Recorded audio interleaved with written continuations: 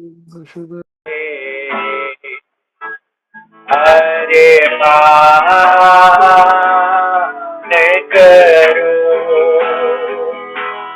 न बनूं मैं ज़माने का पर मन बदलता जाए न बनूं मैं ज़माने का पर मन बदलता जाए मसीहर जिए मुझ में मेरा मैं मरता जाए मेरा मैं मरता जाए इच्छा जो तुम्हारी उसको सुबह शाम करो आपने इसको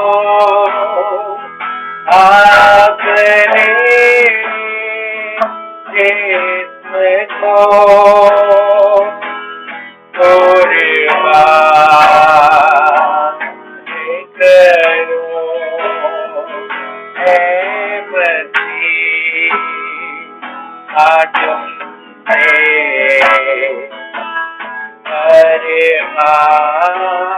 अरमान करो मेरा चलना बोलना रे हर ख्याल तुझको भाए मेरा चलना बोलना रे हर ख्याल तुझको भाए मेरी सूरत है मसीहा तुमसी होती जाए तुमसी होती जाए ऐसी जिंदगी हरे मान करो आपने जिसको आपने जिसको कुर्बान करो है मसीह तुमसे अरमान करो है मसीह तुमसे अरमान करो Hosanna, Hosanna, Hosanna in the highest. Hosanna, Hosanna, Hosanna in the highest. Lord, we lift up your name with a heart full of praise, heart full of praise. Be exalted, O Lord, Hosanna in the highest. Glory, glory, Glory to the King of Kings. Glory, glory, glory to the King of Kings. Lord, we lift up your name, lift up your name, with a heart full of praise, heart full of praise. Be exalted, O Lord, our God. Hosanna in the highest. Hosanna in the highest. Hosanna in the highest. पिता परमेश्वर आपका धन्यवाद करते हैं समय के लिए प्रभु दुआ करते हैं खुदावन प्रभु आप हमें प्रभु अगुवाई कीजिए खुदावन पिता परमेश्वर मैं प्रार्थना करता हूँ सुविंदर भाई के लिए प्रभु प्रभु आप उनको ब्लेस कीजिए खुदावन और हम गीत गाएं प्रभु पिता परमेश्वर आप हमारी मदद कीजिए खुदावन हमें ताकत और सामर्थ दीजिए खुदावन यीशु मसीह के विजय प्यारे नाम से मांगते हैं आमीन thank you Jesus thank you father Amen.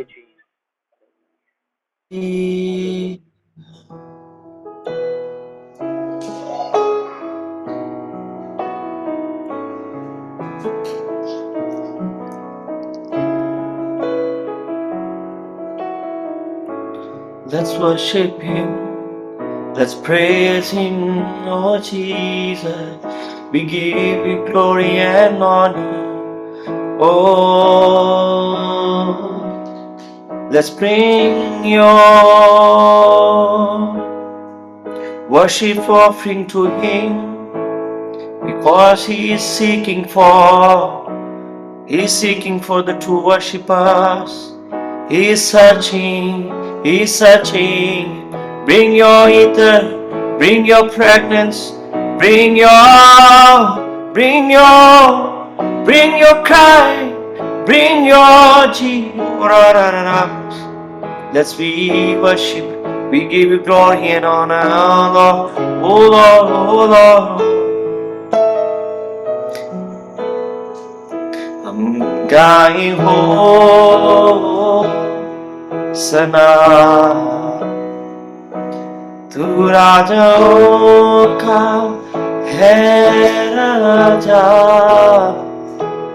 तेरी महिमा होवे सदा। तू है प्रभु हमारा खुदा। गाए हम गाए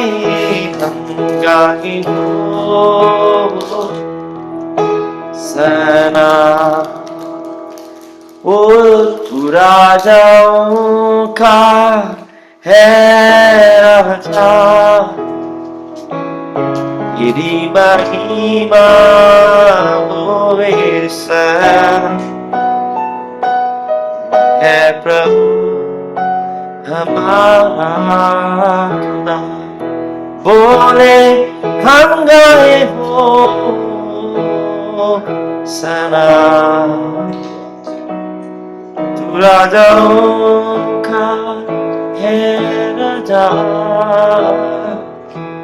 तेरी महिमा होए सना। है प्रभु हमारा यीशु मसीह, तेरे जैसा है कोई नहीं। तेरे चरणों में झुके आसमान और महिमा गाए ज़मीन। तेरी ये ज़मीन तेरी महिमा गाए, ये आसमान तेरी महिमा गाए। ये सारी सृष्टि तेरी महिमा को गाती।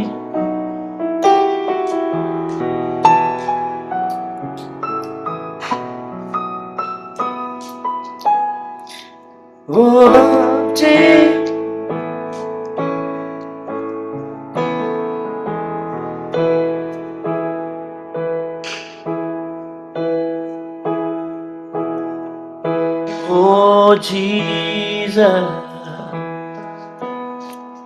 Oh,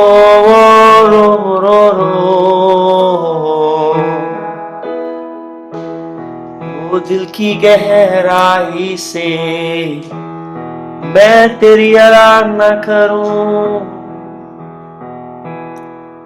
ओ दिल की गहराइयों से तेरी आराधना करूं।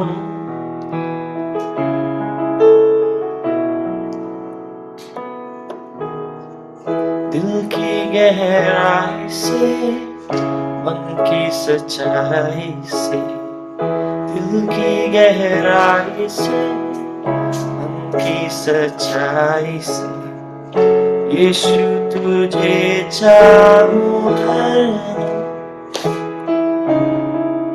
यीशु तुझे प्यार करूं हर पल। दिल की गहराई से, दिल की सच्चाई से, दिल की गहराई से, ओ दिल की सच्चाई से, यीशु तुझे चाहूं हरदम, यीशु तुझे प्यार करूं हर पल। दिल की गहराई से शाम सुबह में गाता रहूं, जो भी किया तूने मेरे लिए, घोर अंधकार से मैं गुजरूं भी तो चलवाए तो क्यों डरूं मैं। शाम सुबह में, मैं शाम सुबह हर एक पल, हर एक बात में तेरी आराधना करूं।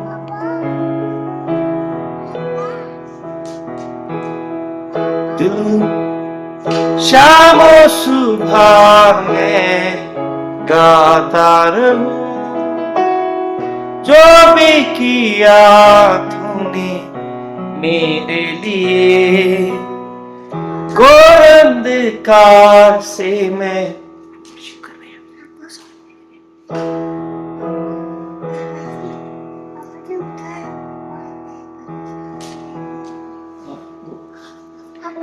शाम सुबह में गाता रहूं, जो भी किया तूने मेरे लिए. Okay, Pastor, please, 1 minute you carry and then I'm just coming. Okay, yes.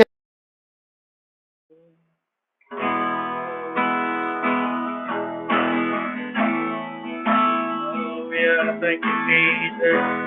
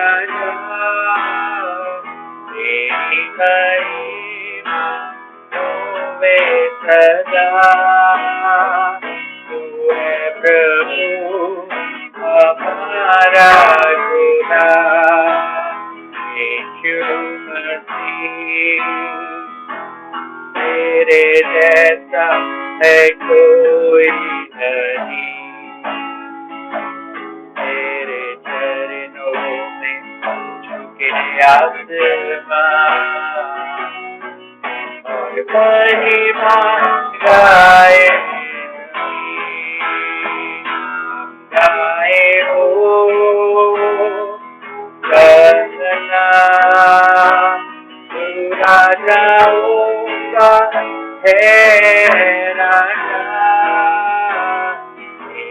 महिमा होवे सदा तू है प्रभु हमारा खुदा हमारे हो कहना तू राजा होगा हे राजा तेरी महिमा होवे सदा तू है प्रभु हमारा खुदा तू है प्रभु हमारा खुदा तू है प्रभु हमारा खुदा। Thank you, Jesus. Thank you.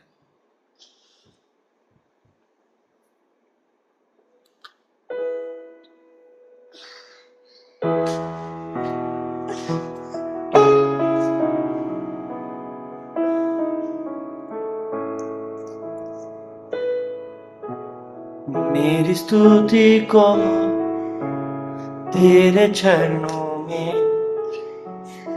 इत्र के समान उंडेलूंगा मैं। मेरी स्तुति को तेरे चरणों में इत्र के समान उंडेलूंगा मैं। बोले मेरी स्तुति को तेरे चरणों में इत्र के समान उंडेलूंगा मैं। मेरी स्तुति को तेरे चरणों में इत्र के समान उंडेलूंगा मैं। तेरे चरणों में इत्र के समान उंडेलूंगा मैं। मेरी स्तुति को तेरे चरणों में इत्र के समान उंडेलूंगा मैं। मेरी स्तुति को आप अपनी स्तुति को उसके चरणों में लेके आए। इत्र के समान उंडेलूंगा मैं। मेरी स्तुति को तेरे चरणों में इत्र के समान उंडेलूंगा मैं। मेरी स्तुति को तेरे चरणों में इत्र के समान उंडेलूंगा मैं। ओ जीसस मेरी स्तुति को तेरे चरणों में इत्र के समान उंडेलूंगा मैं। मेरी स्तुति को तेरे चरणों में इत्र के समान उंडेलूंगा मैं। मेरी स्तुति को तेरे चरणों में इत्र के समान उंडेलूंगा मैं।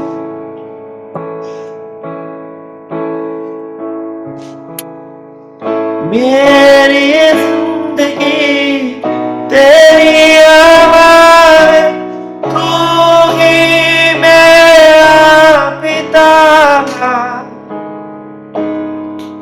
मेरी चंगाई तेरे लहू से ओ योगे तू है खुदा। सचमुच तू सचमुच योग्य है। मैं अपनी स्तुतियों को अपनी स्तुति अपनी आराधना को अपने इत्र को प्रभु जी हम तेरे चरणों में लेके आते हैं। And we believe, Lord, we are going to receive from your word. And we know that through your servant you will speak, and Lord, the worship have opened our heart. प्रभु जी, उस आराधना ने हमारे हृदय को, उस भूमि को तैयार किया कि हम तेरी आवाज को सुन सके। प्रभु जी, हम तेरे सिंहासन के पास, हम तेरे चरणों में हैं, जहां पे हम बलवान होते हैं, जहां पे हमारी आत्मा सुन सकती है, जहां हमारे आत्मिक कान खुल जाते हैं, हम तेरे प्रति और सहनशील और सेंसिटिव हो जाते हैं। धन्यवाद करते हैं। मेरी स्तुति को तेरे चरणों में ईद के समान दे दूंगा मैं। मेरी स्तुति को तेरे चरणों में ईद के समान। Thank you, Lord. Thank you for this time and for your presence, and when we are sitting in your presence. Thank you. Amen. Amen. Amen. Thank you, Jesus. Hallelujah. Beautiful. ये तो this could have continued forever. बहुत बहुत बहुत ही beautiful worship. और pastor Joy का वो भी है, क्या नाम है इसका, डेंटल सर्जरी के बाद भी it's commendable. Thank you Jesus, thank you Jesus. Big testimony मैं दूंगा बाद में। जी प्लीज प्लीज, बहुत बहुत बहुत बढ़िया, बहुत ही बढ़िया। Still don't feel like coming out. Hallelujah. Beautiful. एक मिनट दीजिएगा।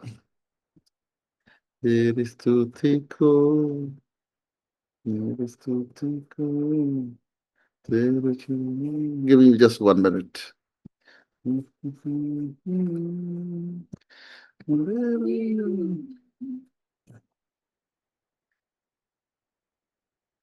So praise the Lord, everyone. How was your week? Praise the Lord. Praise the Lord. Praise the Lord. I was wondering कि कब एंजल ने join करना है. So good you're here. Yeah, thank you, Jesus. Praise Jesus. So आज का हमारा topic है, और ये जो टॉपिक है ये मुझे टॉपिक पहले मिला है, वर्सेस इसकी बाद में मिली है। और ये एक टॉपिक है हमारे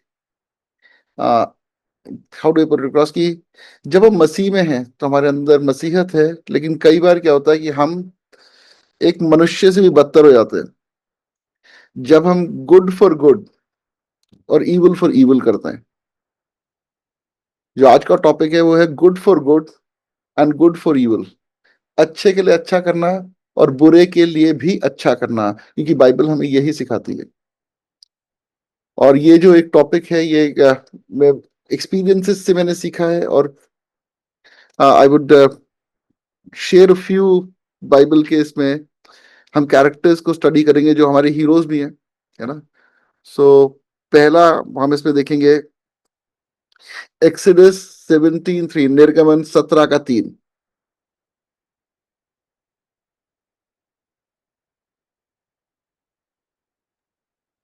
फिर वहां लोगों को पानी की प्यास लगी, तब वे यह कहकर मूसा पर बुड़बुड़ाने लगे, तू हमें बाल बच्चों और पशुओं समेत प्यासा मार डालने के लिए मिस्र से क्यों ले आया है? तो यहाँ पे क्या मूसा ने कहीं कोई गलती करी? मूसा ने क्या करा यार? मूसा उन्हें एक बंधुआई से निकाल के लेके आया, है ना। इन लोगों के लिए उसने मूसा ने अपनी लाइफ को डेडिकेट करा। मूसा ने अपना जो उसकी एक अच्छी कंफर्टेबल लाइफ चल रही थी, उसने उस लाइफ को छोड़ा। उसने पहले मैं उसे छोड़ा, क्या नाम इसका, एक राजगद्दी को छोड़ा, हाँ, है ना। और उसके बाद उसने अपने उन्हें वो छोड़ा, उस फैमिली को जिसके साथ वो रहता था। किसके लिए? ताकि वो परमेश्वर का काम को कर सके, और परमेश्वर के जो लोग हैं जिनसे परमेश्वर प्यार करता है उनका अगवा बन के उनके आगे चल सके। और वो लोग मूसा को क्या बोल रहे हैं कि क्या तू हमें यहाँ मारने के लिए ले आया? तो जब कोई मैं जो इसलिए सीखता हूँ कि जब कोई हमारी लाइफ में हमारे लिए एफर्ट कर रहा है ना, तो हमारा बिहेवियर उसके प्रति कैसा है। जितने हमारे पास्टर्स हैं, जितने हमारे टीचर्स हैं, मैं सिर्फ पास्टर तो नहीं कह रहा हूँ, इवन स्कूल टीचर्स जो हैं, when they have been good to us, what is our behaviour towards them? People who have changed our life, people who have contributed in our life, what is our behaviour towards them? हो सकता है कि एक समय पे एक ऐसी situation आई हो जब उन्होंने आपसे अच्छा व्यवहार ना भी करा हो, लेकिन तब भी आपका व्यवहार क्या बदल रहा है? अगला हम देखेंगे गिनती का 11 से 11।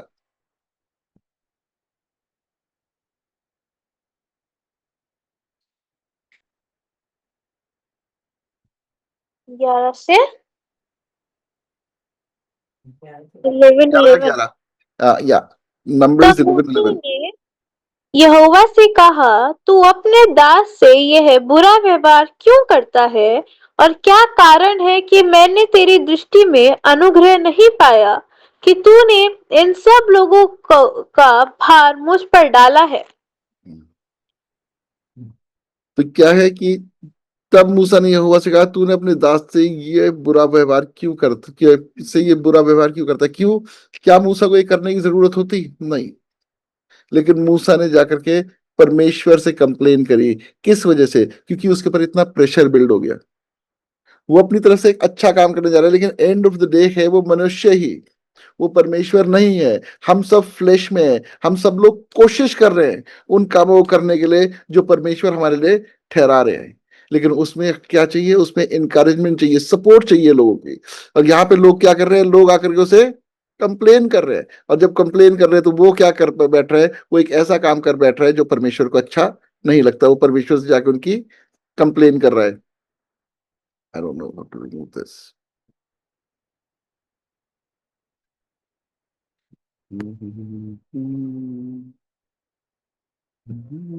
ओके, सो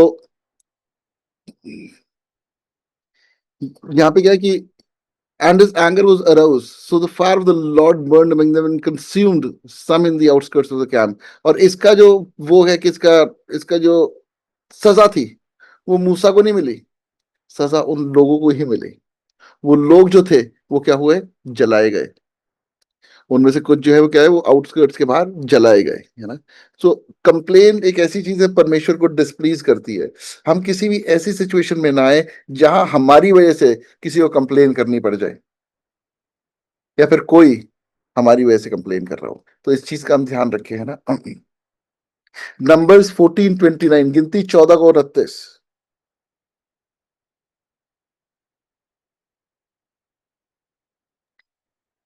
तुम्हारे शव इसी जंगल में पड़े रहेंगे और तुम सब में से 20 वर्ष का ये उससे अधिक आयु के जितने गिने गए थे और मुझ पर बुढ़ापे बुड़बुड़ाते थे। अब यहाँ पे देखो, क्या मूसा ने ऐसा काम करा था जिसकी वजह से वो जंगल में नाश हो? मूसा ने ऐसा काम नहीं करा था, लेकिन तब भी मूसा उस प्रॉमिस्ड लैंड में नहीं जा पाया।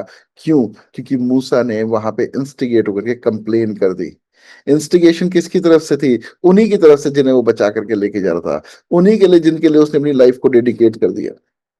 मूसा ने अपना सब कुछ किसके लिए दे दिया? उन लोगों के लिए दे दिया था, और उन्हीं लोगों ने उसे इंस्टिगेट कराया, जिसकी वजह से उसने कंप्लेन करी, और उसका भी जो शव है वो उसी विल्डरनेस में रह गया, और वो प्रॉमिस लैंड में एंटर नहीं कर पाया। यूहन्ना 6:41, जॉन 6:41।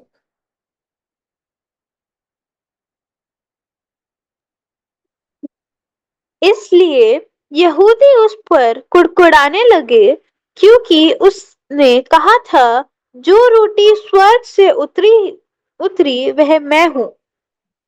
तो यहाँ पे यहूदी जो है, हो सकता है उनकी समझ में ना आया हो। हमारी भी कई बार ऐसी चीजें होती है जो एकदम से समझ में नहीं आती। एक बार मैं चर्च में था और मेरे को एक ऐसी वो बात बोली गई पुलपिट से, जो मुझे लगा कि नहीं यार, ये मुझे ठीक नहीं लगती। तो क्या मैं उसके लिए कंप्लेन करी? नहीं। मैं घर आया, मैंने बाइबल खोली। जब मैंने बाइबल खोली, मैंने देखा, मैंने कहा ये तो ठीक है, मैं गलत था। तो हो सकता है कई बार हम गलत हों। हमें हर चीज को बाइबल से और प्रार्थना से, जब हम अपने मैं में इतना ज्यादा घमंडी हो जाते हैं कि हमें लगता है कि सब कुछ ठीक है, तो हम क्या करते हैं? हम कंप्लेन करनी शुरू कर देते हैं, हम उंगली उठानी शुरू कर देते हैं। उसके लिए फिर दोषी कौन ठहरता है? हम ठहरते हैं। फिर क्या होता है? परमेश्वर का कोप जो है, परमेश्वर की आग भड़कती है। है ना, और उससे क्या होता है, उससे जलता है, बहुत कुछ जलता है। और फिर उस जलने के बाद हम परमेश्वर के पास जाते हैं। कई बार हम इतने घमंडी हो जाते हैं कि हम जलने के बाद भी नहीं जाते। हमने परमेश्वर के सामने हमेशा दया को मांगना है। कोई ऐसी सिचुएशन नहीं है जिससे परमेश्वर नहीं निकाल सकता। अगर परमेश्वर नाराज भी है तो भी वो क्षमा करने वाले परमेश्वर है। हमारे कई बार एक्शन ऐसे हैं जिससे परमेश्वर, जो हमारे को खुद पता ही वो घृणित है। मेरे साथ ऐसा बहुत हुआ है। मैं मेरी लाइफ सब जानते ही है क्या क्या चीजें है ना। लेकिन जब परमेश्वर से माफी मांगी तो परमेश्वर ने माफ करा। और अभी भी ऐसा होता है, कई बार करेक्शन मिलता है, बार बार करेक्शन मिलता है। कई बार हमारे एक्शन में करेक्शन मिलता है, हमारे बिहेवियर में करेक्शन मिलता है। मैंने एक सपना देखा, मुझे सपने में करेक्शन मिला, है ना। सपने में किसी को डांट रहा था। जब मैं उठा तो मुझे फिर वो करेक्शन मिला कि तुम्हारी डांट जो थी, उस वो उसका एक तो तरीका गलत था, दूसरा जो डांट का मोटिव था वो गलत था। कई बार हमारा मोटिव क्या है, हमारे मोटिव में हमने सिर्फ अपने आप को ठीक प्रूव करना है। मोटिव वो नहीं होना है। मोटिव ये होना है कि दूसरे की आत्मिक उन्नति हो। अगर आपके पास कोई फीडबैक लेके आ रहा है, आपकी कोई बात बता रहा है, आप उस चीज को रिसीव करो। अगर उसे वो लग रहा है may be, I mean immaturity है, इमेच्योरिटी में कोई आपके पास आके आप पे उंगली उठा रहा है, तो भी आप उसे प्यार से सुनो। आपको मनुष्य नहीं खोना। मनुष्य ज्यादा इंपॉर्टेंट है, वो रूह ज्यादा इंपॉर्टेंट है ना। उसे प्रार्थना में रखो, परमेश्वर से पूछो, परमेश्वर मुझे ऐसा कहा गया, क्या ये ठीक है? परमेश्वर आपको बाइबल से ही जवाब दे देंगे। और ऐसा नहीं हो सकता कि हर बार आप ठीक भी हो, कई बार आप गलत भी हो सकते हो। गलत है तो करेक्शन मिल जाएगा, है ना।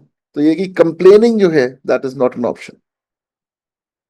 इसी का जॉन का 6:61 पढ़ेंगे हम, यूहन्ना 6:61।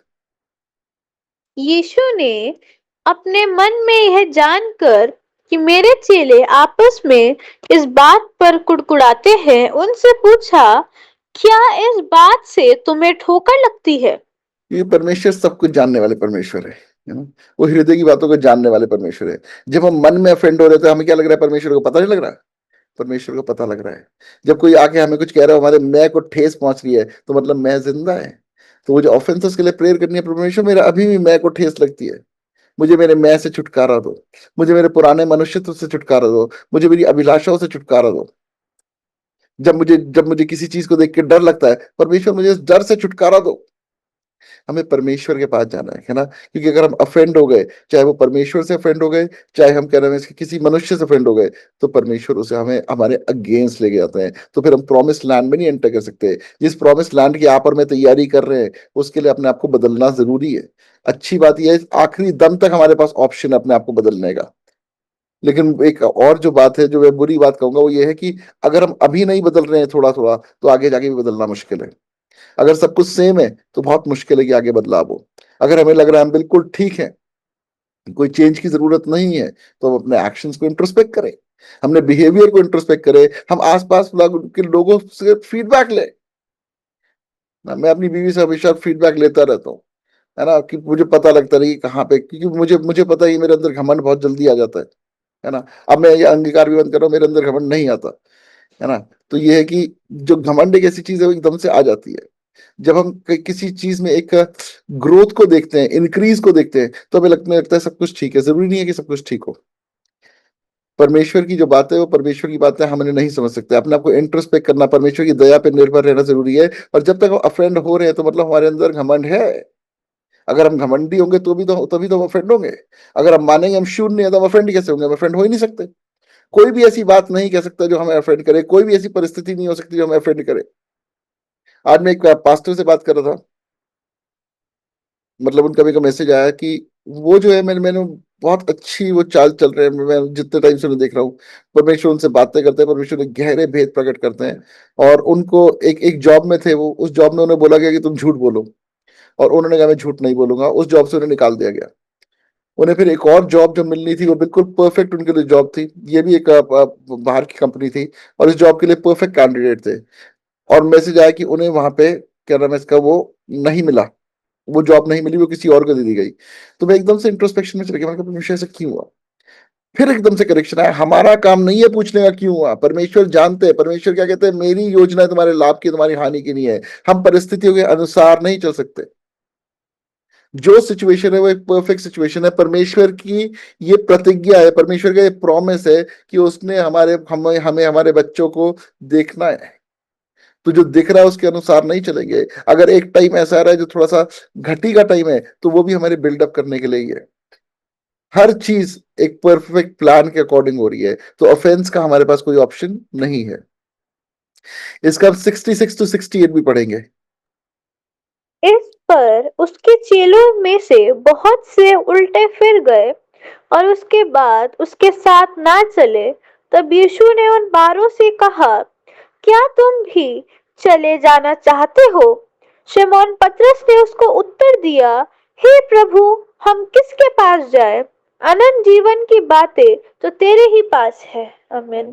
तो हम क्या सीख रहे हैं यहाँ पे पतरस की लाइफ से, कि पतरस क्या कह रहा है कि हम तुझे छोड़ के कहाँ जाएंगे। जो पहली बार मैंने पास्टर देवेंद्र को जो गाना सुना था, वो यही था, है ना। और वो जो गाना है वो आज तक हमारे अंदर वो गूंज रहा है ना, कि तेरे बिना कहाँ जाऊंगा मैं, अनंत जीवन की बातें तेरे ही पास है ना। तो तो ये कि परमेश्वर के सिवा हम कहीं कहीं जा ही नहीं सकते, मतलब कोई जगह ही नहीं है। हम कहाँ जाएंगे? परमेश्वर से नाराज होके कहाँ जा सकते हैं? हम किसी मनुष्य से नाराज होकर परमेश्वर को अपना बैरी बना के कहाँ जा सकते हैं? हमें परमेश्वर के सामने दीन होकर परमेश्वर के साथ ही चलना है। यही पतरस है जिसके ऊपर फिर कलीसिया ठहराई गई। हमारे मोटिव्स क्या हैं, हमारे हमारे एम्बिशंस क्या हैं? हमारी एम्बिशन परमेश्वर का काम करने की है या फिर अपनी धार्मिकता ठहराने की है? हमारी एम्बिशन लोगों के सामने बड़ा होने की है या उन कामों को करने की जो परमेश्वर ने हमारे लिए ठहराए हैं? जो हमारी एम्बिशंस है वो किससे जुड़ी है? वो यीशु मसीह से जुड़ी है, क्योंकि वो ही जीवन के जल का सोता है। जब हम उससे पिएंगे तो ही जीवन के जल की नदियां हमारे हृदय से बह पाएंगी।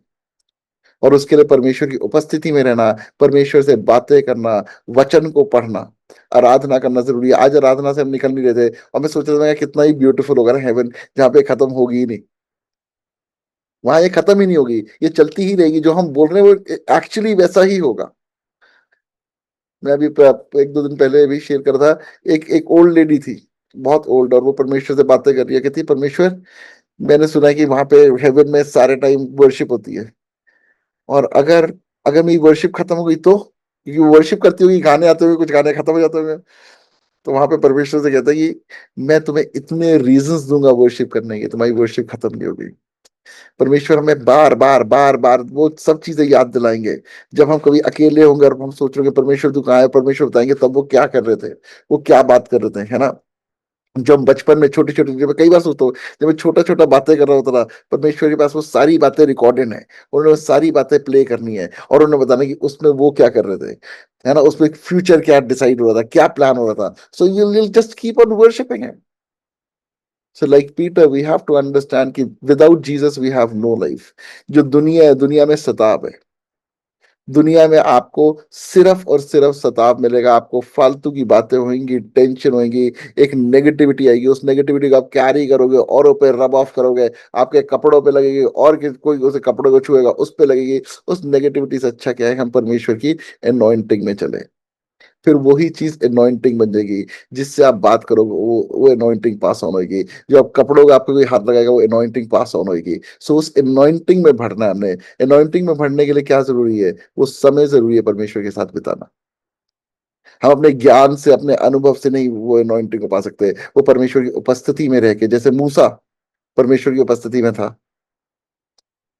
तो जैसे मैं उन्हें सुना था पास्टर सुरेश प्रमाणिक को, कहते कहते कि जब मूसा परमेश्वर के पास गया होगा तो ये कमांडमेंट से कहते वो तो एक दिन में दे दी गई होगी। बाकी 39 डेज वो सिर्फ परमेश्वर की उपस्थिति में बैठा रहा होगा, बातें करता रहा होगा, और फिर परमेश्वर का वही चला जा, देख तेरे लोग क्या कर रहे हैं। उसका वहां से वापस आने का मन ही नहीं करा होगा, उसे भूख प्यास कुछ लगी ही नहीं होगी, क्योंकि वो परमेश्वर की उपस्थिति है। और आपसे वैसे सब लोग जानते हैं, जब परमेश्वर की उपस्थिति में बैठते हैं तो भूख प्यास सिचुएशन सब क्या होती है, सब जीरो हो जाती है। नेक्स्ट हम पढ़ेंगे 1 Corinthians 10 का 1 to 11। पहला कुरिन्थियों 10 का 1 से 11।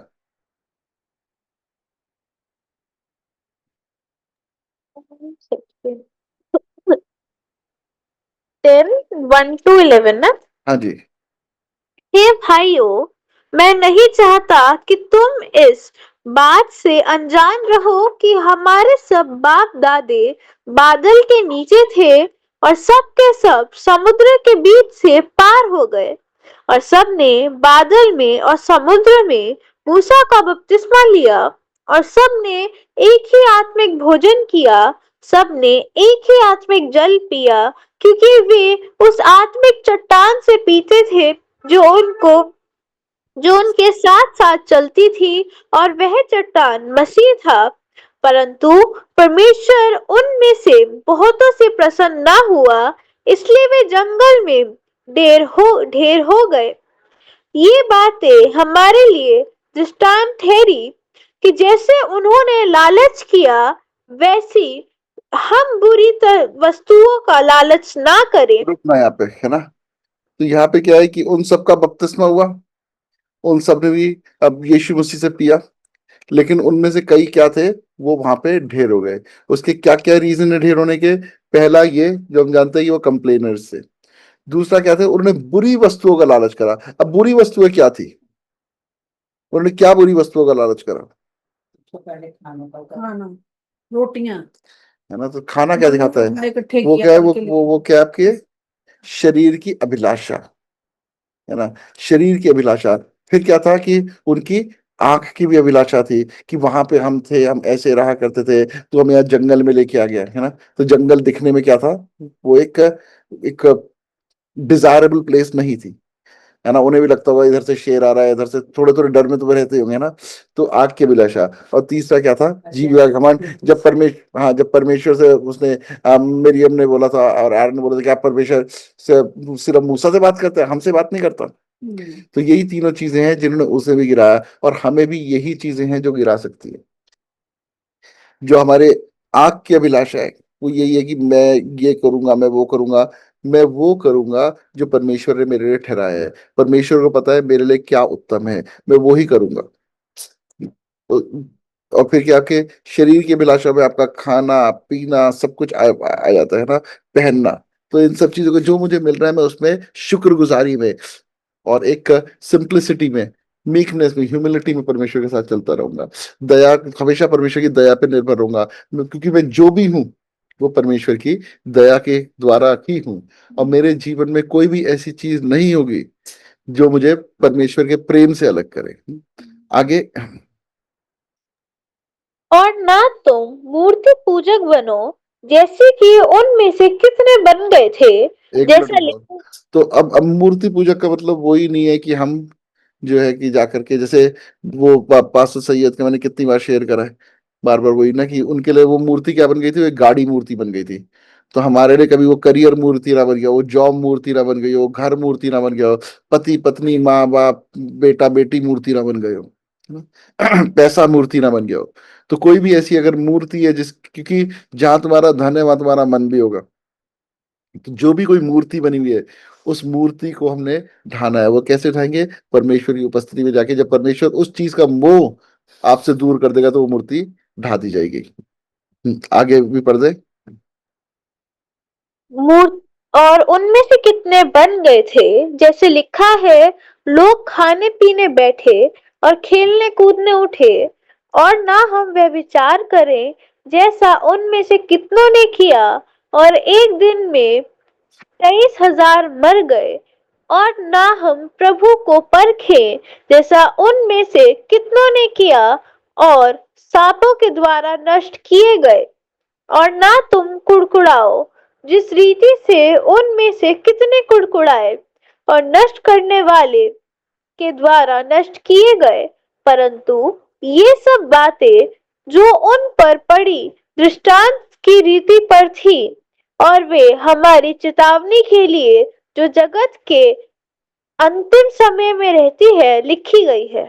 Praise the Lord. से ये जो चीजें हैं ये यहाँ पे हमारे लिए लिखी इसलिए गई हैं ताकि हम इन्हें पढ़ें और इस चीज को समझे कि जैसे वो नाश हुए हम ना नाश हो। हमारे जीवन में कोई ऐसी चीज तो नहीं है जिसकी वजह से हम पर दोष लगाया जाए, क्योंकि क्या लिखा है?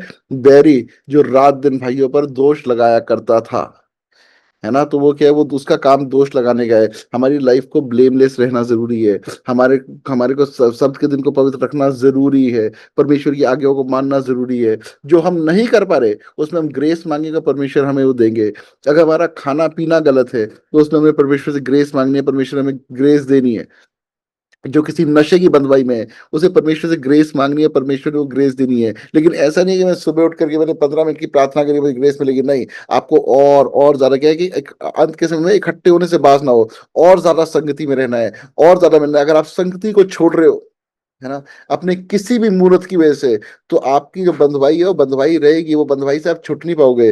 बंधुआई से छुटने के लिए आपको संगति में रहना जरूरी है, परमेश्वर की उपस्थिति में बैठना जरूरी है।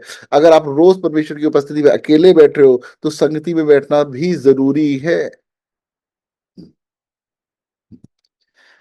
रूथ का 1 का 15 से 17, रूथ 1:15-17।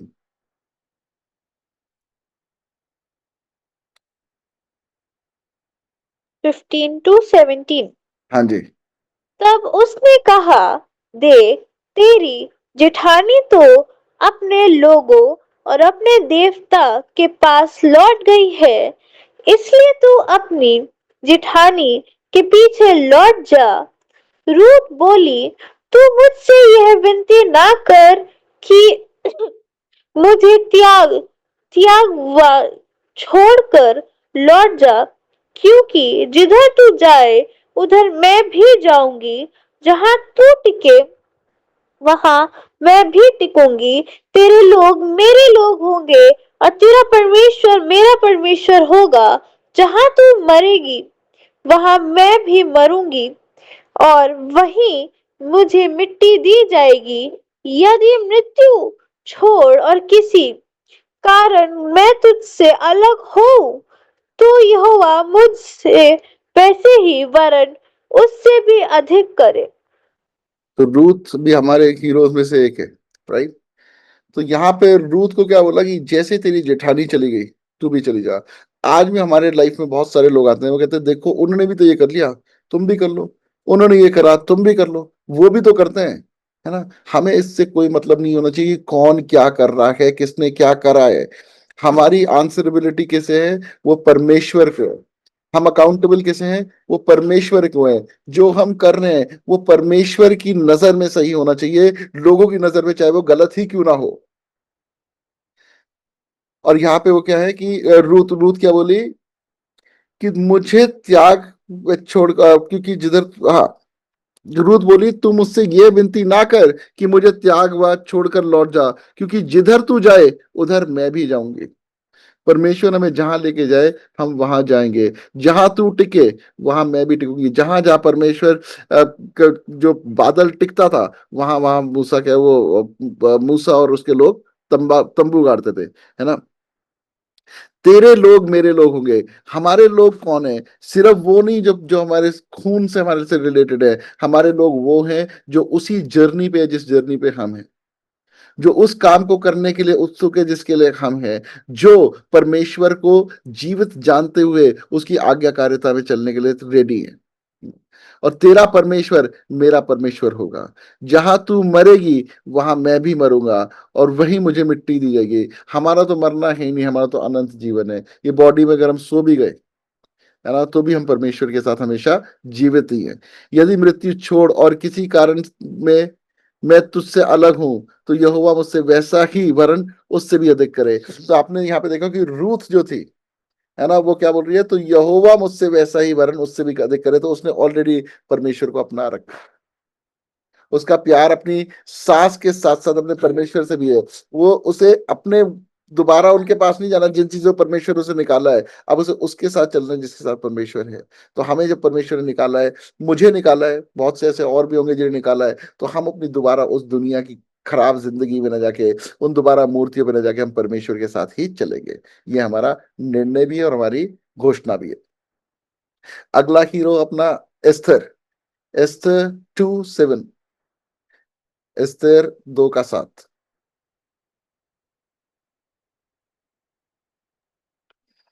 उसने उसने हदस्या नामक अपनी चचेरी बहन को, जो एस्थर भी कहलाती थी, पाला पोसा था, क्योंकि उसके माता पिता कोई ना थे और वह लड़की सुंदर और रूपवती थी, और सब उसके और जब उसके माता पिता मर गए तब मोर्दकै ने उसको अपनी बेटी करके पाला।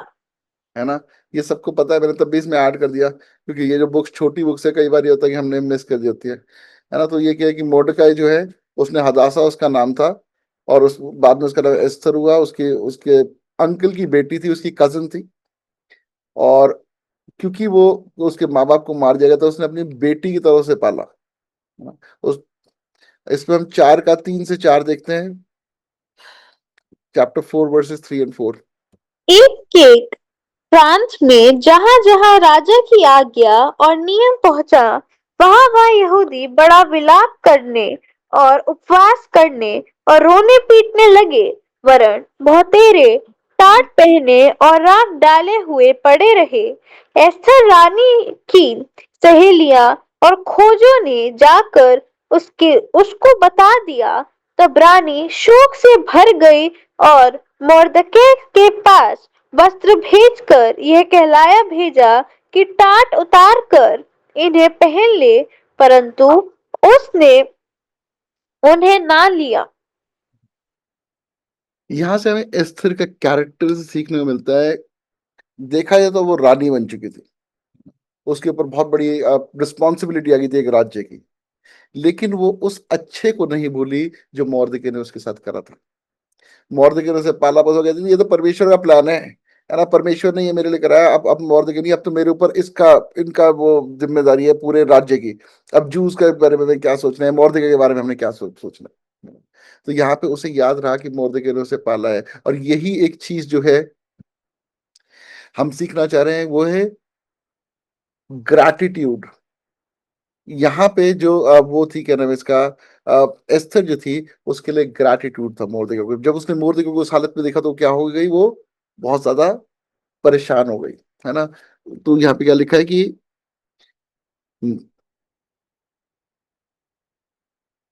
रानी शोक से भर गई, है ना, कि उसे देख करके वो शोक से भर गई। तो ये जो है ये होना जरूरी है। और ये सिर्फ एक एक क्रिश्चियन वैल्यू नहीं है, ये एक ह्यूमन वैल्यू भी है। अगर हम एज क्रिश्चियंस बेसिक ह्यूमैनिटी को, जो होती है आपकी एक इंसानियत को नहीं दिखा सकते, जिसने हमारे साथ अच्छा करा है, हम उसके लिए ग्रैटिट्यूड नहीं रख सकते, तो फिर हमारे क्रिश्चियन होने का फायदा मेरे ख्याल से कम है।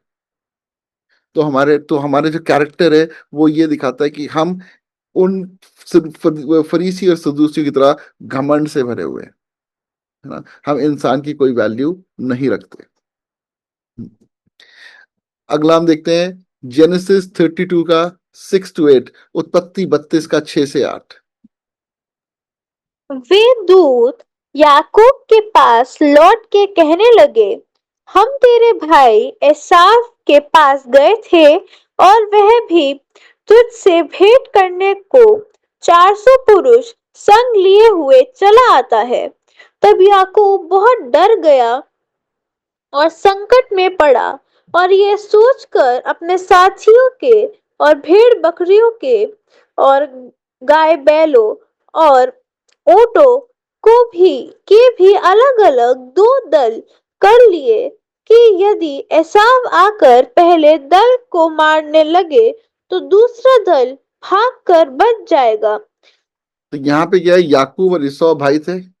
याकूब ने ईसौ से उसका पहलौठे होने का हक छीन लिया। अब कई साल के बाद, 21 साल के बाद, 14 साल के बाद, आई थिंक 14 साल के बाद, समथिंग लाइक दैट, है ना। 14 तो पक्का था, उससे ज्यादा भी हो सकते हैं ना। उसके बाद क्या है कि याकूब जो ईसा से मिलने जा रहा है। याकूब डर रहा है मन में, क्यों? क्योंकि उसे पता है कि उसने जो करा वो गलत था, वो सही नहीं था, है ना। उस ईसा से डर लग रहा है, और वो क्या कर रहा है कि ऐसा करता हूँ मैं, पहले इसे भेज देता हूँ अपनी तरफ से। वो लगा रहा है, प्लानिंग कर रहा है, मैं ऐसा कर लेता हूँ, मैं ऐसा कर लेता हूँ, है ना। अब हम इसका देखते हैं 33 का 4, 33 का 4। तब एसाव उससे भेंट करने को दौड़ा और उसको हृदय से लगाकर गले से लिपटकर चूमा, फिर वे दोनों रो पड़े।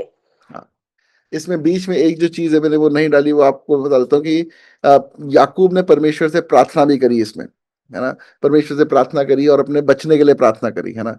अब उसके बाद यहाँ पे हम ईसौ का क्या देखते हैं कि ईसौ को बिल्कुल नहीं याद रहा कि इसने मेरे साथ क्या गलत करा है ना। तो ये एक क्रिश्चियन बिहेवियर है। ये चीज है कि जो पास्ट है वो नहीं मैटर करता। जब आप अपने भाई से बहन से मिल रहे हो, हम सबका एक पिता है, हम भाई बहन से मिल रहे हो तो क्या करना है, गले लगाना है और चूमना है ना। ये परमेश्वर ने हमें सिखाया है, हमने चूमना है। और ये क्या है कि उसके क्या हुआ, गले लगाया, और चूमा। हाँ चूमा, और फिर वो रोए। तो ये एक, हाँ तो ये एक ब्यूटीफुल क्रिश्चियन बिहेवियर है।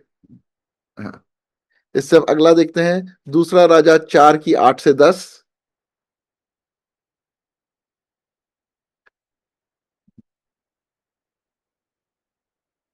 अब ये ना बहुत सारे इसमें से हटा दिए क्योंकि इतने सारे बाइबल में वो हैं कैरेक्टर्स है जिनसे हमें सीखने को मिलता है। बट ये है कि मैं इसे कम करने के बावजूद ही इतना सारा है, इतन बाइबल का हर हर कोई हमें कुछ सिखाता है। मैं दाऊद को भी डालना चाहता था, है ना। बहुत सारे ऐसे थे जो डालना चाहते थे। बट ये है कि आप देखो कि दाऊद ने सुलेमान के साथ कैसा रखा, सुलेमान के बच्चों के साथ कैसा रखा, है ना। वो ग्रैटिट्यूड होना जरूरी है। पढ़ो। हाँ जी प्लीज। फिर उसने 10 मेज बनवाकर 5 दाहिनी ओर और 5 बाईं ओर। कौन सा पढ़ रहे हो बच्चे? सॉरी, मैंने सेकंड किंग्स, इतिहास खोल लिया, सेकंड सॉरी। Kings 4:8 to 10। इतिहास खुल गया, सॉरी। कोई नहीं, दूसरा राजा 4:8 की 10। मैंने देखा नहीं जल्दी में। कोई बात नहीं बच्चे, कोई नहीं। 4 की। अब मैं उसको पढ़ूंगा। एक दिन की हाँ। बात है कि एलीशा शुनेम को गया, जहां एक कुलीन स्त्री थी, और उसने उससे रोटी खाने के लिए विनती करके विवश किया। अतः जब जब वह उधर से जाता, तब तब वह वहां रोटी खाने को उतरता था। उस स्त्री ने अपने पति से कहा, सुन, यह तो बार बार हमारे यहाँ से होकर जाया करता है। वह मुझे परमेश्वर का कोई पवित्र भक्त जान पड़ता है। हम हम भीत कर एक छोटी उपरौठी कोठरी बनाए, और उसमें उसके लिए एक खाट, एक मेज, एक कुर्सी, एक दीवट रखे, कि जब जब वह हमारे यहाँ आए, तब तब उसी में टिका करे। आमेन। तो यहाँ पे जो जो शूरमाइट्स है, वो है वुमेन है ना। इसे क्या जरूरत थी अलीशा के लिए कुछ बनवाने की, है ना। इसे कोई जरूरत नहीं थी वो करने की जो इसने करा। तो इसने क्या करा, एक अच्छा काम करा। इसने वो करा जो परमेश्वर ने इसे अगुवाई करी करने की। अब उसमें क्या है, जब इसने अच्छा करा तो आगे हम देख रहे हैं कि अलीशा ने उसे रिटर्न करा। अब इसने अकेले अलीशा के लिए नहीं करा, अलीशा और गेहाजी दोनों के लिए करा। अब हम बिहेवियर देखते हैं। अब दूसरे राजा का 4 का 27 हम पढ़ते हैं, 4:27। वह पहाड़ पर परमेश्वर के भक्त के पास पहुंची और उसके पांव पकड़ने लगी। तब गेहजी उसके पास गया कि उसे धक्का देकर हटाए, परंतु परमेश्वर के भक्त ने कहा, उसे छोड़ दो। उसका हम व्याकुल उसका मन व्याकुल है, परंतु यहोवा ने मुझको नहीं बताया, छिपा ही रखा है। तो यहाँ पे क्या है कि जो गेहाजी है उसका हमें कैरेक्टर यहाँ पे क्या दिखता है। वह पहाड़ पर परमेश्वर के भक्त के पास पहुंची और उसके पांव पकड़ने लगी, तब गेहाजी उसके पास गया कि उसे धक्का देकर हटाए, है ना। तो यहाँ से हमें किसका कैरेक्टर पता लगता है, गेहाजी का कैरेक्टर पता लगता है कि उसके अंदर वो ग्रैटिट्यूड नहीं था। और उसके बाद हमें अलीशा का कैरेक्टर पता लगता है, परंतु परमेश्वर के भक्त ने कहा उसे छोड़ दे, उसका मन व्याकुल ना हो, परंतु यहोवा ने मुझको नहीं बताया, छिपा ही रखा है। तो उसके अंदर क्या है, वो ग्रैटिट्यूड है। उसे याद है कि इसने मेरे लिए क्या करा था। इसीलिए जो गेहेजी है वो अपने कोड़ में मरा, और एलीशा जो है वो परमेश्वर के साथ था, है ना। रोमियो 12 का 17 से 21।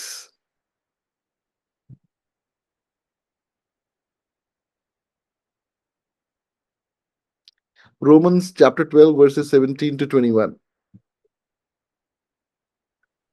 बुराई के बदले किसी से बुराई ना करो।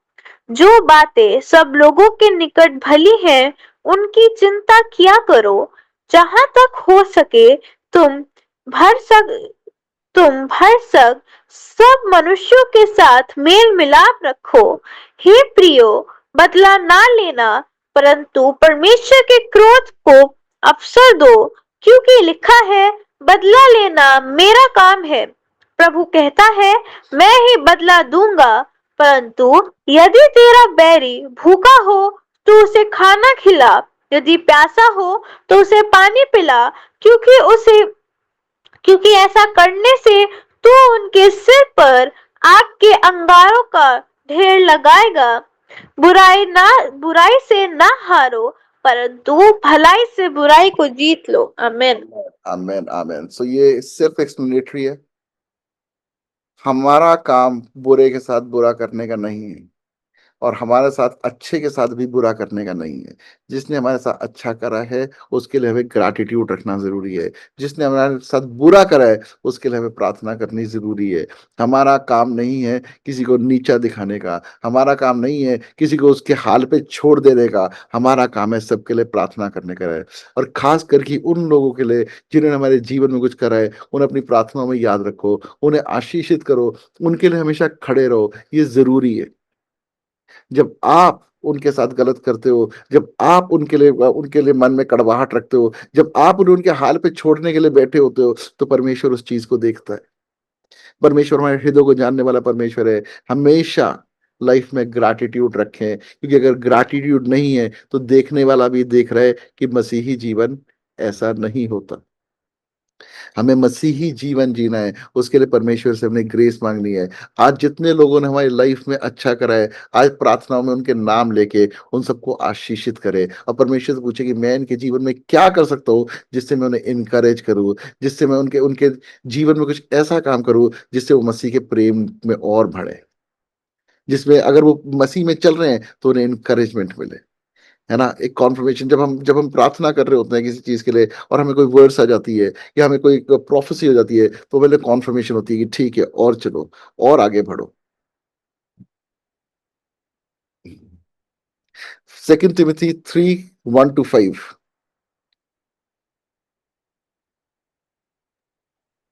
पर यह स्मरण रख कि अंतिम दिनों में कठिन समय आएगा, क्योंकि मनुष्य स्वार्थी, लोभी, ढींगमार, अभिमानी, निंदक, माता पिता की आज्ञा टालने वाले, कृतघ्न, अनथैंकफुल। अपवित्र, दया रहित, क्षमा रहित, दोष लगाने वाले, असंयमी, कठोर, भले के बैरी, विश्वासघाती, ढीठ, घमंडी और परमेश्वर के नहीं वरन सुख विलास ही के चाहने वाले होंगे। वे भक्ति का भेष तो धरेंगे, पर उसकी शक्ति को ना मांगेंगे। ऐसों से पर परे रहना। So this is again self explanatory. मैं इसमें क्या आपको बताऊंगा, आपकी समझ में आ रही है सारी क्या चीजें है।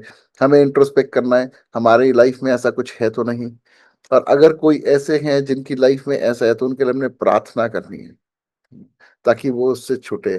परमेश्वर जहां जहां हमारी अगुवाई करे, वहां वहां हमने उन्हें इनकरेज करना है। उनके जैसा, उनकी हाँ में लाने वाले ना बन के, है ना, परमेश्वर से बुद्धि मांग के, परमेश्वर से सामर्थ मांग के, परमेश्वर की दया मांग के उनके जीवन में भी हमने काम करना है। So praise the Lord everyone, that is about it. God bless you. Praise the Lord.